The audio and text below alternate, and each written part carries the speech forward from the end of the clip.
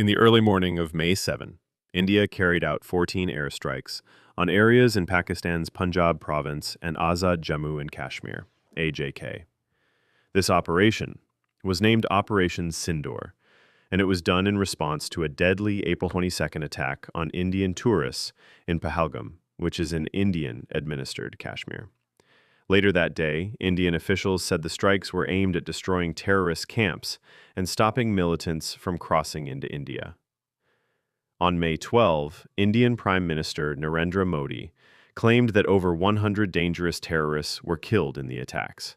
Indian leaders described the operation as careful, limited, and responsible, saying it was not meant to start a larger conflict. However, reports from people in the area told a different story.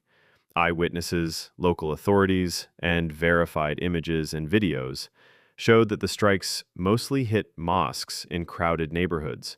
As a result, at least 40 civilians were killed, including 7 women and 15 children. Another 121 people were injured, many of them women and children. Reports later confirmed that none of those killed or injured were connected to any militant groups, going against what India had claimed. So far, India has not provided solid evidence to prove that Pakistan was behind the April 22nd attack.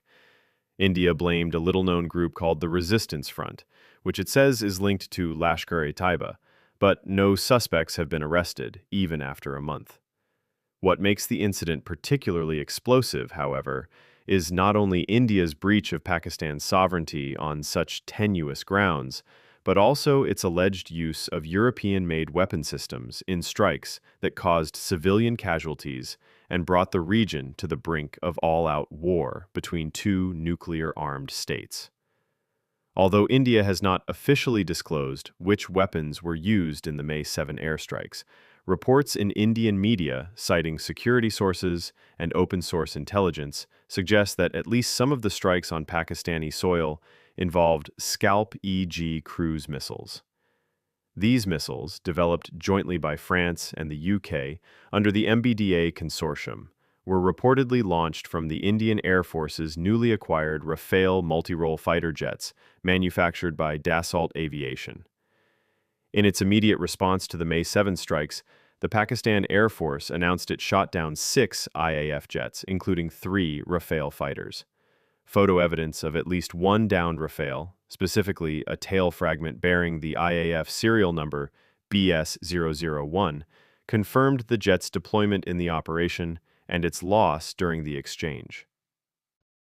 Both the Scalp-E missiles and the Rafale fighter jets are exported under the terms of the European Union's Common Position 2008-944 CFSP, which lays down 8 legally binding criteria that EU member states must apply when assessing arms export licenses.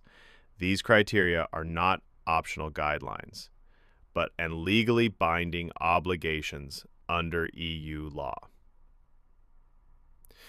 Of particular relevance are Criterion 2, which mandates that EU member states must deny an export license if there is a clear risk the equipment might be used to commit serious violations of international humanitarian law, IHL, or human rights. The deliberate or indiscriminate targeting of civilian infrastructure, including places of worship and residential areas, would constitute such a violation. Criterion 3, which concerns the internal situation in the country of final destination, including the existence of tensions or armed conflicts. Given the volatile state of affairs in South Asia and the frequent escalation between India and Pakistan, experts have long warned of the high risk that exported weapons systems could be used in active conflict zones. Criterion 4, which mandates consideration of whether the export might contribute to regional instability or aggravate existing tensions. India and Pakistan are both nuclear-armed states with a history of military standoffs. Supplying precision strike capabilities in such a context poses a foreseeable risk of destabilization. And Criterion 7, which addresses the risk of diversion or re-export under undesirable conditions. But it also speaks to a broader responsibility on the part of EU member states to ensure that arms exports do not undermine peace or fuel conflict.